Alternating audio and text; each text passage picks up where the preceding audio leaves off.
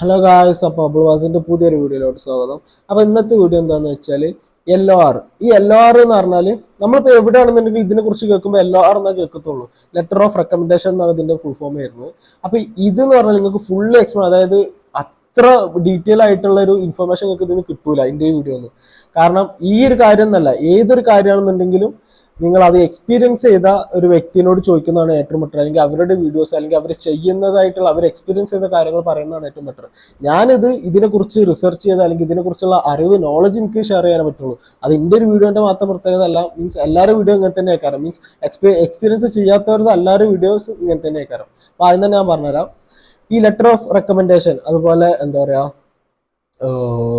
SOP, statement of purpose ഒക്കെ, statement of പർപ്പസിന്റെ ഒരു video കഴിഞ്ഞ വീഡിയോ ഇട്ടിട്ടുണ്ട്. അത് കണ്ടിട്ടില്ല എന്നുണ്ടെങ്കിൽ അത് പോവാം. അപ്പൊ ഈ ഒരു വീഡിയോസ് ഒക്കെ നിങ്ങൾക്ക് ആർക്കും ഉപകാരപ്പെടുന്ന പറഞ്ഞാൽ ഹയർ സ്റ്റഡീസിന് അല്ലെങ്കിൽ പുറത്തേക്ക് പോയി നമ്മൾ മൈഗ്രേറ്റ് ചെയ്ത് പോകില്ലേ വേറൊരു രാജ്യത്തേക്ക്, ഇപ്പോൾ UK അല്ലെങ്കിൽ ജർമ്മനി, നമ്മൾ പുറത്തുള്ള രാജ്യത്തേക്ക് പോകുമ്പോൾ അവർക്ക് ഇത് വേണം. ഇപ്പോൾ എന്താ പറയാ, SOP എന്ന് പറഞ്ഞാൽ നമ്മൾ പർപ്പസ് എന്തുകൊണ്ടാണ് ആ ഒരു യൂണിവേഴ്സിറ്റി ചൂസ് ചെയ്ത കോഴ്സ് ചൂസ് ചെയ്തതെന്നുള്ള പരിപാടിയാണ്. അതിന്റെ വീഡിയോ ഞാൻ വേറെ ഇട്ടിട്ടുണ്ട്. ഈ LOR എന്ന് പറഞ്ഞാൽ ലെറ്റർ ഓഫ് റെക്കമെൻഡേഷൻ. അതായത് നമ്മളിപ്പോൾ റെക്കമെൻഡേഷൻ കേട്ടിട്ടില്ല. ഇപ്പോൾ ഇവിടെ കോളേജിൽ അഡ്മിഷൻ ഒക്കെ എടുക്കാൻ ഒന്നെങ്കിൽ പഞ്ചായത്ത് മെമ്പറോ അല്ലെങ്കിൽ അപ്പുറത്തെ സംഭവങ്ങളോ, മീൻസ് കുറെ ആൾക്കാർ റെക്കമെൻഡ് ചെയ്യില്ലേ, അതന്നെയാണ് സ്കീം.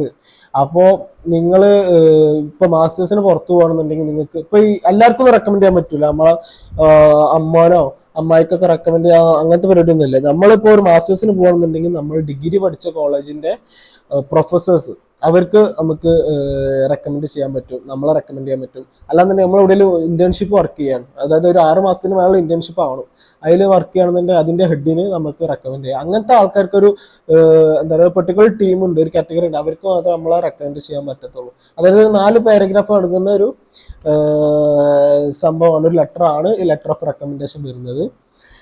എന്താ പറയാ, ഇത് എന്താ പറയുക, ഫസ്റ്റ് പാരഗ്രാഫ് പറഞ്ഞ ഇൻട്രൊഡക്ഷൻ ആണ്. ഇത് ആര് തരുന്നതാ? ഇത് ആ റെക്കമെൻഡ് ചെയ്യുന്ന ആൾക്കാർ യൂണിവേഴ്സിറ്റീസിന് അയക്കുന്ന സംഭവമാണ്, മനസ്സിലായോ? അപ്പോൾ ഇൻട്രൊഡക്ഷൻ നെയിം, ഫസ്റ്റ് ഇൻട്രൊഡക്ഷൻ എന്ന് പറഞ്ഞാൽ ആ വ്യക്തിയുടെ ഇൻട്രൊഡക്ഷൻ ആണ്. അതായത് ഇത് അയക്കുന്നത് നമ്മൾ, അതായത് അയാൾ എഴുതുന്ന പോലുള്ള ലെറ്ററാണ് എഴുതുന്നത്, മനസ്സിലായോ? അപ്പോൾ ഫസ്റ്റ് ഇൻട്രൊഡക്ഷൻ എന്ന് പറയുമ്പോൾ അത് മൂപ്പരെ, അതായത് ആ റെക്കമെൻഡ് ചെയ്യുന്ന ആളുടെ ഇൻട്രൊഡക്ഷൻ ആണ്, മനസ്സിലായോ? അവര് എന്താണ്, ഇതാണ് പഠിപ്പിക്കുന്നത്, അല്ലെങ്കിൽ എന്താണ് പൊസിഷൻ, കാര്യങ്ങളൊക്കെ റെക്കമെൻഡ്, അതാണ് സംഭവം. മീൻസ് പൊസിഷനൊക്കെ എന്താണെന്നുള്ളൊരു സംഭവമാണ് ഫസ്റ്റ് പാരഗ്രാഫ് വരുന്നത്. സെക്കൻഡ് പാരഗ്രാഫ് പറഞ്ഞാൽ ഈ എന്താ പറയാ, സ്റ്റുഡന്റ് ആണോ അതോ ആരെ കൊണ്ട്, ഇപ്പോൾ കോളേജ് ആണെന്നുണ്ടെങ്കിൽ കോളേജ് എന്താ, അതായത് ഈ ആർക്കാണോ നമ്മളവിടെ റെക്കമെൻഡ് ചെയ്യുന്നത്, ആരെയാണോ റെക്കമെൻഡ് ചെയ്യുന്നത് അവരായിട്ടുള്ള ബന്ധം, നമുക്ക് എങ്ങനെയാണ് പരിചയം, മനസ്സിലായോ? അതായത് ഇപ്പോൾ ഒരു പ്രൊഫസർ ആണെന്നുണ്ടെങ്കിൽ എൻ്റെ സ്റ്റുഡന്റ് ആണ് എന്നുള്ള രീതിയിലാണ് സംസാരിക്കുന്നത്. മീൻസ് രണ്ടാമത്തെ പാരഗ്രാഫ് എക്സ്പ്ലെയിൻ ചെയ്യുന്നത്. അപ്പൊ അതാണ് രണ്ടാമത്തെ പാരഗ്രാഫ്. മൂന്നാമത്തെ പാരഗ്രാഫ് പറഞ്ഞാൽ ഈ ഒരു വ്യക്തിയുടെ ക്വാളിറ്റീസ്, മനസ്സിലായോ? ഈ ഒരു വ്യക്തിന്റെ ക്വാളിറ്റീസും മീൻസ് എക്സ്പീരിയൻസും ഇൻസിഡന്റും കാര്യങ്ങളൊക്കെ, അതായത് ഞാനാണിപ്പോൾ ലെറ്റർ എഴുതുന്നുണ്ടെങ്കിൽ എനിക്കും ആ സ്റ്റുഡൻറ്റിനായിട്ടുള്ള എക്സ്പീരിയൻസും ഓരോ ഇൻസിഡൻസും അങ്ങനത്തെ ഉള്ള സംഭവം, മനസ്സിലായോ? അതാണ് ക്വാളിറ്റീസ് ഇല്ലേ അത്. ഫോർത്ത് പാരഗ്രാഫ് പറഞ്ഞാൽ എന്തുകൊണ്ടാണ് റെക്കമെൻഡ് ചെയ്യാൻ കാരണം, റീസൺ ഉണ്ടാവില്ലേ, ഈ ഒരു വ്യക്തിനെ അവർക്ക് റെക്കമെൻഡ് ചെയ്യാനുള്ള റീസൺ, ആ യൂണിവേഴ്സിറ്റീസ്ക്ക് റെക്കമെൻഡ് ചെയ്യാനുള്ള റീസൺ, കാര്യങ്ങൾ, അതാണിത്. അങ്ങനത്തെ ഒരു ചുരുക്കം സംഭവം വരുന്നതാണ് ഇത്. കറക്റ്റ് ഇതിൽ ഇനിയിപ്പോൾ എന്തൊക്കെ എഴുതാൻ പാടില്ല എന്നൊക്കെ വേണമെന്നുണ്ടെങ്കിൽ നിങ്ങൾക്ക് വേണമെന്നുണ്ടെങ്കിൽ ഞാൻ അതൊന്നുകൂടെ റിസർച്ച് ചെയ്തുകൊണ്ട് ചെയ്തുതരാം. അല്ലാന്നുണ്ടെങ്കിൽ അങ്ങനത്തെ വീഡിയോസ് തന്നെ ഇത് എക്സ്പീരിയൻസ് ചെയ്തവരുണ്ടാവും. ഞാൻ ഇങ്ങനെ എഴുതിയോണ്ട് എനിക്ക് റിജക്ഷൻ കിട്ടി, അപ്പൊ എങ്ങനെ അങ്ങനത്തെ വീഡിയോസ് ഒക്കെ കണ്ടാൽ നിങ്ങൾക്ക് എന്ത് എഴുതാൻ പാടില്ല, എങ്ങനെ അപ്രോച്ച് ചെയ്യാൻ പാടില്ല എന്ന് നിങ്ങൾക്ക് അറിയാൻ പറ്റും, മനസ്സിലായോ? അപ്പൊ ഇതാണ് ഞാൻ ഈ ഒരു വീഡിയോ കൊണ്ടുള്ള ഉദ്ദേശം എന്ന് പറഞ്ഞു കഴിഞ്ഞാൽ, എല്ലാവരും ഇപ്പൊ നമ്മള് പുറത്തുനിന്ന് അല്ലെങ്കിൽ ഇതിനെ കുറിച്ച് പറയുമ്പോൾ നമുക്കത് അവരോട് ചോദിക്കാൻ പറ്റില്ല. ചിലപ്പോൾ നമുക്ക് ഇതിനെ കുറിച്ചൊന്നും അറിയില്ല എന്നുള്ളൊരു തോന്നൽ എന്നാലാ ഏത്, മനസ്സിലായോ?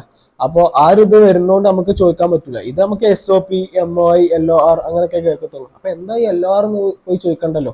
അപ്പൊ അതിന് നിങ്ങൾക്ക് പെട്ടെന്ന് നിങ്ങൾക്ക് സെർച്ച് ചെയ്താൽ നിങ്ങൾക്ക് ഒരു വീഡിയോ കിട്ടുമല്ലോ. പിന്നെ ഒരു ഉപകാരപ്രദമായിട്ടൊരു വീഡിയോ ആണെന്ന് വിചാരിക്കുന്നു. ഇതുപോലത്തെ വീഡിയോസും കണ്ടന്റിനൊക്കെ ആയിട്ട് ചാനൽ സബ്സ്ക്രൈബ് ചെയ്യുക, ലൈക്ക് ചെയ്യുക, ഷെയർ ചെയ്യുക, ബെല്ലൈക്കണൊക്കെ എനേബിൾ ചെയ്തിടുക. ഇതൊരു അഡ്മിഷൻ മാത്രമല്ല, ഗൈഡ് പാത്ത് എന്നൊരു പ്ലേലിസ്റ്റിലാണ് ഇതൊക്കെ അപ്ലോഡ് ചെയ്യുന്നത്. കാരണം ഇങ്ങനത്തെ വീഡിയോസ് ഒക്കെ ഞാൻ ഗൈഡ് പാത്ത് പ്ലേലിസ്റ്റിലാണ് ആഡ് ചെയ്യുന്നത്. എൻ്റെ പേഴ്സണൽ കണ്ടന്റ് ഒക്കെ വരാൻ പോകുന്നുള്ളൂ. ഒക്കെ ഇൻഷാല്ലാ ഞാൻ നല്ല അപ്ഡേറ്റ് ചെയ്യും. അപ്പൊ അതിനൊക്കെ വേണ്ടിയിട്ട് എന്തായാലും ഒരു യൂത്തിന് കാണാൻ പറ്റിയ വീഡിയോസ് ആണ്, മനസ്സിലായോ?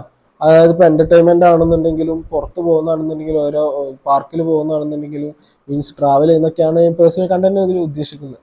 പിന്നെ ഇതുപോലത്തെ വീഡിയോസ് പറഞ്ഞാൽ നിങ്ങൾക്ക് ഉപകാരം തന്നെയാണ്. അതായത് നിങ്ങളെ ഫാമിലീസിൽ ഇനി വളർന്നു വരുന്ന സ്റ്റുഡൻസ് ഉണ്ട്, അല്ലെങ്കിൽ നിങ്ങളിപ്പോൾ ആ ഒരു ഏജ് കാറ്റഗറിയുള്ള ആൾക്കാരാണ്, അപ്പോൾ നിങ്ങൾക്കൊക്കെ ഉപകാരപ്പെടും. അപ്പോൾ ഇങ്ങനത്തെ വീഡിയോസിനായിട്ട് എല്ലാവരും ഞാൻ പറഞ്ഞ പോലെ ലൈക്ക്, ഷെയർ ഒക്കെ സബ്സ്ക്രൈബ് ചെയ്തുകൊണ്ട് കൂടെ കൂട്ടൊക്കെ. അപ്പോൾ നിങ്ങൾക്ക് മനസ്സിലായി വിചാരിക്കും. ഇതുപോലത്തെ വീഡിയോസ് ആയിട്ട് അടുത്ത വീഡിയോയിൽ കാണാം. Bye bye.